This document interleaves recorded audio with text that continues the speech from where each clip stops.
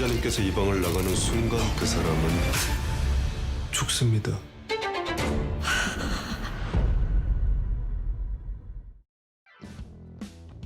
조여정 정성일 주연의 신작 스릴러 영화 살인자 리포트를 시사회로 먼저 보고 왔습니다. 본작을 연출한 조영준 감독의 전작이 6월에 개봉했던 태양의 노래 한국판 리메이크이고 해당 작품과 동일하게 창고 영화라서 약간 걱정되기도 했는데 과연 어땠는지 후기 바로 시작해보겠습니다.